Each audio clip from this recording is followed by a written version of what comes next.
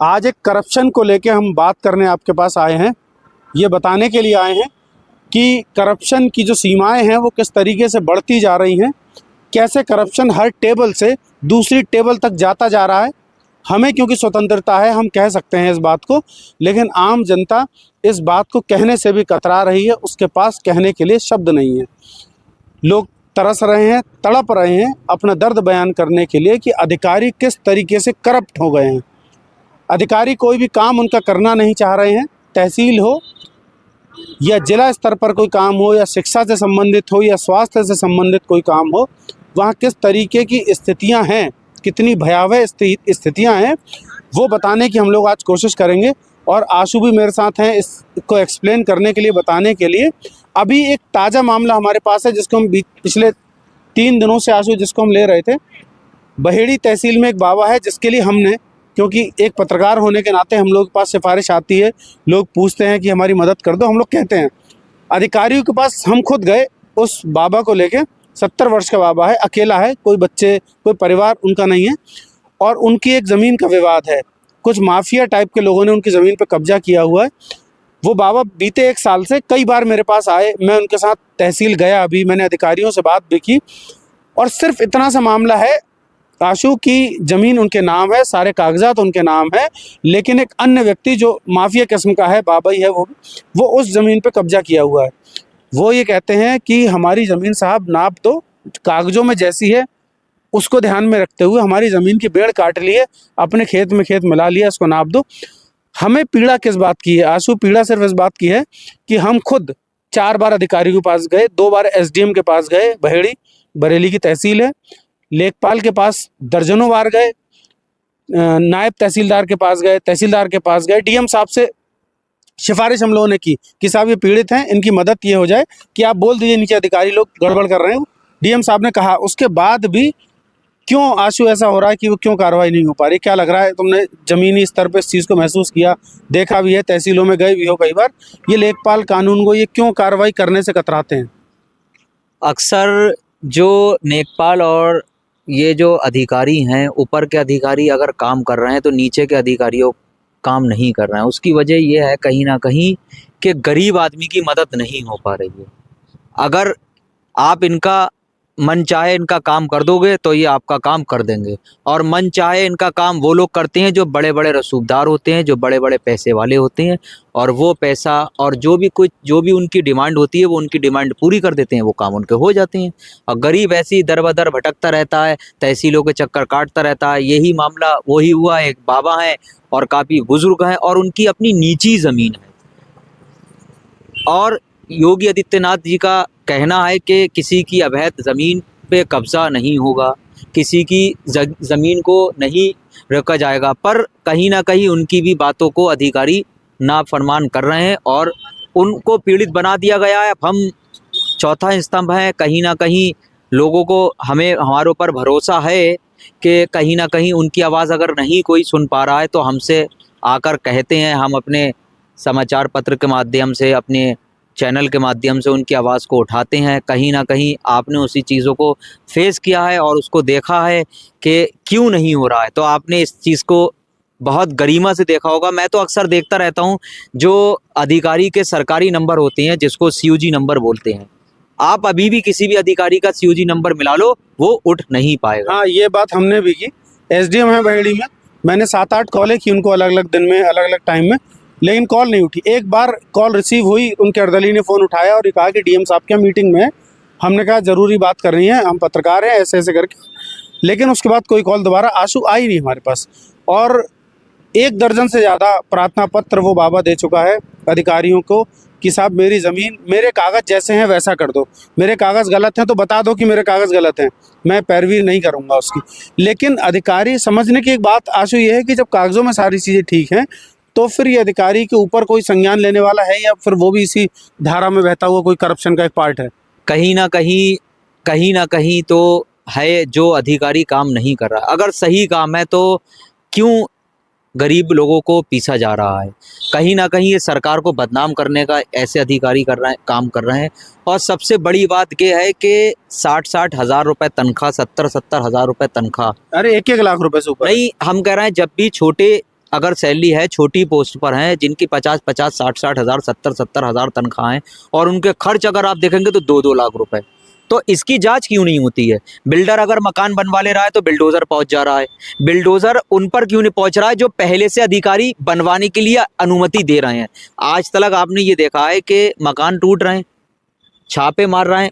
कभी आपने ये देखा है कि जो अधिकारी एनओसी दे रहे हैं मकान बनवाने की, पहले से बारात घर 50 टूटे, अब बारात घर टूट रहे हैं, अब अधिकारी कह रहे हैं कि नक्शा पास नहीं है। अगर नक्शा पास नहीं है, एक दिन में तो ये मिट्टी से और कागज़ का तो नहीं है कि एक दिन में मकान बन जा रहा है। कहीं ना कहीं मैं आपको बताना चाह रहा हूँ, कहीं ना कहीं अधिकारियों का बहुत बड़ा खेल है। छोटे छोटी सैलरी और छोटे छोटे पैसे वाले भी बड़ी बड़ी कारों से घूम रहे हैं। तो मेरा कहने का मतलब यही है कि जो बड़े पैसे वाले व्यापारी हैं, उनका वो डिमांड उनकी पूरी कर देते हैं, और इसीलिए छोटे व्यापारियों का काम नहीं हो रहा, उनको चक्कर कटवा रहे हैं, इतना परेशान कर दे रहे हैं कि वो अपनी जगह को छोड़ ही दे रहा है, या फिर आत्महत्या करके मेरे पास आंसू इस प्रकरण में लेखपाल के स्टेटमेंट है, कानूनगो के स्टेटमेंट है, जो मुझसे फ़ोन पे, मैं बताना चाह रहा हूँ आप सब लोगों को जो ये वीडियो देख रहे हैं, उनके फ़ोन पे रिकॉर्डेड स्टेटमेंट हैं, जो ये कह रहे हैं कि ज़मीन बिल्कुल ठीक है साहब और सारी चीज़ें ठीक हैं, लेकिन थोड़ी सी परेशानी, हम नाप नहीं पाएंगे, फोर्स जाएगी। हमने कहा फोर्स भेज दो, हम थाने को बोल देंगे, हम आप लेटर भेजो, हम करेंगे। लेकिन सिर्फ एक आंकड़ा यहाँ पे सेट नहीं बैठ रहा है, वो आंकड़ा ये सेट नहीं बैठ रहा है कि लेन देन नहीं हो पा रहा है अधिकारियों से, लेन देन नहीं, क्योंकि बीच में हम हैं, हमने अप्रोच की है, सिफारिश की है, उन्हें पता है कि साहब ये पत्रकार लोग हैं, इन्होंने सिफारिश की है तो काम, लेकिन अब वो बाबा क्योंकि उसके पास कुछ है नहीं, जो दूसरा पक्ष है वो ठीक ठाक है, उस ज़मीन को कर रहा है, उसको किराए पे दे रखी है, उसने 50 काम निकाला है, वो दे पा रहा है, इस वजह से रुका हुआ है। हमने तहसील में लेखपाल से लेके, कानूनगो से लेके और नायब तहसीलदार सबसे कहा, और आज फिर इस वीडियो के माध्यम से कह रहा हूँ कि आप पूरी बहेड़ी की टीम इंक्लूड एसडीएम, आप इस प्रकरण पे हमसे बहस कर लीजिए। हम वकील तो नहीं है, लेकिन हम जानते हैं कानून बहुत कुछ, क्योंकि हमने भी पढ़ाई करी है, हमने घास नहीं छीली है, हमने पत्रकारिता करी है। हो सकता है आपने अपनी सीट पे बैठकर बेईमानी करी हो, लेकिन हमने अपने काम को लेके बड़ी ईमानदारी से काम किया है। तो आशु, मैंने उनसे ये कहा कि आप मेरे साथ बैठिए, आप पूरी टीम बैठिए, पूरी बहेड़ी की टीम बैठा लो, आप इंक्लूड एसडीएम भी, और अगर आप गलत हैं, अगर ये बाबा गलत है तो बताइए, हम पत्रकारिता छोड़ देंगे, और अगर आप गलत हैं तो अपनी सीट छोड़ दीजिए इस बात को लेके। लेकिन किसी अधिकारी की हिम्मत ये नहीं कि हमारे सामने भी बैठ पाए। हम जाते हैं, अधिकारी उठ जाते हैं, अधिकारी मिल गए तो अधिकारियों का जो भोकाल होता है ना पूरा, कि साहब बात करेंगे, पहले फ़ोन पे लगे हुए हैं, हम कह रहे हैं सर मैडम बाबा आए हैं इनकी सुन लीजिए, लेकिन वो फ़ोन पे पहले लगे हुए, फ़ोन पे बात कर रहे हैं बहुत देर। हमारा भी स्वाभिमान होता है, हमें भी बुरा लगता है कि आप 10 मिनट 15 मिनट हमें इंतज़ार करा रहे हैं, हमें भी खबरों पे जाना है, सारे काम कर रहे हैं, तो फिर क्यों इस बात की इतनी सुनवाई नहीं होती है? क्यों अधिकारी को, या तो अधिकारियों को कानून नहीं पता है, अधिकारियों को सिस्टम नहीं पता है, और या फिर ज़रूरत से ज़्यादा पता है उन लोगों को सिस्टम के बारे में। मैंने चैलेंज किया है इस बात का कि तहसील बहेड़ी का कोई भी अधिकारी इस प्रकरण को लेके ऑन टेबल मेरे साथ बैठ के बहस कर ले। मैं उसे बताऊँगा कि कानून क्या है और कानून क्या नहीं है। आपको एक कुर्सी मिल गई, आपको एक पद मिल गया, उसका आपको इतना अहंकार हो गया कि आप अपनी कलम से जो चाहें वो कर दें। एक कानून को है साहब, समझ लीजिए। मैं आपको बताता हूँ आशु, सुरेश यादव नाम है, समाजवादी पार्टी में बहुत बाहुबली कानून को रहे वो, उन्होंने अथाह संपत्ति कमाई, पेट्रोल पंप खोला अपना, इनोवा क्रिस्टा से चलते हैं। मैं उनके पास गया, मैंने कहा आप इसकी तारीख लगाइए और नापिए इस जगह को। वो नापने के लिए गए, हम वहाँ मौजूद थे, फोर्स के लिए कहा गया, वहाँ पे थाने में इंस्पेक्टर साहब ने खुद कहा कि आप चले जाओ, थोड़ा डिस्प्यूटेड है, 4 सिपाही हम भेज, बोले नहीं ज़रूरत ही नहीं है, और कुछ नहीं भेजा। वहाँ डिस्प्यूट खुद क्रिएट करा उन्होंने मेरे सामने, हमारे सामने, हमारे पास वो वीडियो भी बनी हुई है, हमने स्टिंग किया उस वीडियो का, वो वीडियो बनी है हमारे पास। कानूनगो साहब ने खुद उसको डिस्प्यूटेड किया और वहाँ पे रिपोर्ट लगा दी कि बाबा चाह नहीं रहे नपाई हो। मतलब जो आदमी दौड़ रहा है उसकी रिपोर्ट लगा रहे हैं कि नपाई ना हो, वो ये चाह रहा है। ऐसा हो सकता है बाबा चाह नहीं रहे हैं, तो आप भी ये देख लिए कि आप उनकी मन चाहा बाबा उनका काम नहीं कर रहे हैं। पेट्रोल पंप खोले हुए हैं, इनोवा क्रिस्टा से चल रहे हैं, ड्राइवर 2 पेट्रोल पंप सुनने में आए, सूत्र कुछ बताते हैं, वो करोड़ों की जमीन उनके घर में परिवार के इसी चीज को देख लिए कि पेट्रोल पंप एक सरकारी अधिकारी ठीक ठाक पद पर है और इस तरीके से अगर बातें कर रहा है तो कहीं ना कहीं तो खेल है। इतना बड़ा करप्शन है, आप सोचो ना। अगर मैं कहता हूं कि बात हो सकता है मेरी झूठ हो, आप जांच करो ना उसकी। हम एक पत्रकार हैं, ऑथेंटिकेटेड हैं, हम बता रहे हैं कि आप उनकी बीवी की संपत्ति की जांच करो, आप उनके बच्चों की, उनके साले की, उनकी सरेज की, उनकी आप पता तो करो ये पैसा कहाँ से आ रहा है भाई। इससे हो क्या रहा है आशु, एक इसका बड़ा गलत इंप्रेशन जा रहा है। इंप्रेशन ये जा रहा है कि जो ईमानदार अधिकारी है ईमानदार अधिकारी जो सिर्फ अपनी तनख्वाह जो उससे मिल रही है उससे गुजारा कर रहा है, अब वो देख रहा है करप्ट अधिकारी ये करोड़ों में खेल रहा है, मैं ईमानदार हूँ। वो ईमानदार भी फिर क्या करेगा? आप बताओ ना, क्या करेगा वो ईमानदार अधिकारी? ईमानदार अधिकारी तो बस ईमानदारी पे है लगा हुआ, नीचे के जब सुन नहीं रहे हैं तो वो ऊपर का काम क्या करे, जब उनके कने कागज ही नहीं पहुंचेंगे। वो भी करप्शन की तरफ भागेगा ना कि इतने करोड़ों के ये घोटाले कर रहे हैं, ये मौज ले रहे हैं, पूरी अधिकारी को मैनेज कर लिया। मैं समझ नहीं पा रहा हूँ कि हमारी गवर्नमेंट, हमारी सरकार कर क्या रही है। मतलब उसे अधिकारी नहीं दिख रहे हैं, करोड़ों रुपए कमाने वाले अधिकारी, करोड़ों के बंगले बन रहे हैं, कोटियां बन रही हैं उनकी। अगर वो उनका कोई पुश्तैनी पैसा है या कोई सिर्फ व्यापार से है तो फिर उन्हें नौकरी से निकाल दो। कोई युवा इतने हमारे यहाँ बेरोजगार हैं जिन्हें नौकरी की जरूरत है, उन्हें नौकरी पे दो। अगर उनके पास इतना सब कुछ है, एक अधिकारी इनोवा क्रिस्टा से 60 किलोमीटर डेली अप डाउन कर रहा है, फील्ड में इनोवा क्रिस्टा से जा रहा है, प्राइवेट एम्प्लॉय उसने रखे हैं अपने, क्या ये दिखाई नहीं दे रहा हमारे सिस्टम को? हमारा और दूसरे कानून को, एक सुरेश सक्सेना बड़े बड़े स्कैम में फंसे, जेल गए, सारा कुछ हुआ, धारा 80 की गलत रिपोर्ट लगाई, डीएम साहब ने रिपोर्ट लगी, पीलीभीत सितारगंज वाला मामला। ये दो कानून को इसी बाबा की जमीन को लेकर, इस खेत को लेकर इन दोनों के पास फाइल आई। इन दोनों ने जितना टरकाना था टरकाया आंसू। फिर हमने जब पड़ताल करी तो हमें लगा कि करप्शन तो पूरा फैला हुआ है। मतलब करप्शन जब आपकी रगों में फैला है तो आपसे उम्मीद क्या करी जाएगी? पीलीभीत सितारगंज वाले मामले में 200 करोड़ का अखबारों की जो लाइन है उनमें 200 करोड़ का गबन कहा गया, कुछ कम हो सकता है, 21 करोड़ के आसपास था वो। उसमें वो सस्पेंड हुए, जेल गए, फिर बहाल होकर वापस आ गए।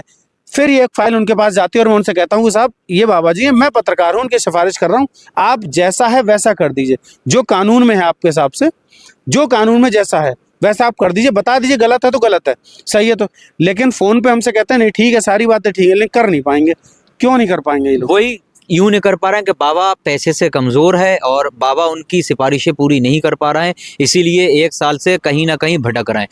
खुद की जगह खतौनी में भी नाम है, पेपरों में भी नाम है, रजिस्ट्री भी है, तो उसके बाद नपाई करने की क्यों इतनी बड़ी खेला हो रहा है कि उनकी जगह की नपाई ही नहीं हो पा रही? मजे की बात यह है कि उनकी जमीन है, उन्होंने ट्रैक्टर चलाया, जोती जगह, वीडियो बने सब उनके, 4 दिन बाबा नहीं हो पाए, किसी और ने जोत लिया, अभी कह रहे हैं साहब कब्जा उसका है। और आपको बताऊं हैरानी की बात, तो जिन लोगों को सरकार में जब बाबा ने कह रखा है कि जिसकी जगह है उसका ही कब्जा रहना चाहिए, दूसरी पार्टी कब्जा नहीं करेगी, तो ये सरकार, इसका मतलब अधिकारी ही कब्जा करा रहे हैं जगहों पे। अधिकारी खुद करा रहे हैं ना। आपको बताऊं, देखिए यहाँ पे मिनिस्टर हैं, वन मंत्री, उन्होंने कवरिंग लेटर दिया, बाबा जी आए वहां पे, उन्होंने कवरिंग लेटर दिया, साहब इनकी सुनवाई करो, नहीं हुई सुनवाई। यहाँ पे सांसद हैं छत्रपाल जी, उन्होंने फोन किया तहसीलदार को कि साहब ये बाबा है, परेशान है, इसकी कर। मैं, जिन लोगों को अहंकार है इस बात का कि आप विधायक हैं या सांसद हैं या फलाने मंत्री हैं, तो ये अहंकार आप अपने पास रखिएगा, क्योंकि आप एक आदमी को न्याय नहीं दिला पा रहे हैं और वो आपके क्षेत्र का व्यक्ति है। अधिकारी आप पर इतना हावी हो चुका है आज की तारीख में कि न्याय दूर दूर तक कहीं नहीं मिल पाएगा और आपको ये गलतफहमी अपने जहन से निकाल देनी चाहिए। अगली बार जब ये इलेक्शन 27 में आएंगे, हम भी ऐसे माइक लेके खड़े होंगे और ये बताएंगे कि आप विधायक थे या आप सांसद थे तो आपके क्षेत्र में कितना काम हो पाया या कितना काम आपके क्षेत्र में नहीं हो पाया, वो भी दिखाएंगे। जो करप्शन आपके काम से हो रहा है, आज रोड बन रही है, कल रोड उधेड़ दी जाती है थोड़े दिन बाद कि लाइन नहीं पड़ी उसके अंदर, फिर डिवाइडर से ऊपर रोड बन गई। अब डिवाइडर अभी 4 साल पहले बने थे, फिर डिवाइडर का बजट पास होगा, फिर डिवाइडर नए बनेंगे। हम जहाँ खड़े होकर वीडियो बना रहे हैं, लाइटें लगी थी, लाइटें 4 महीने में खराब हो गई, नई लाइटों का फिर बजट पास होगा, फिर नई लाइटें।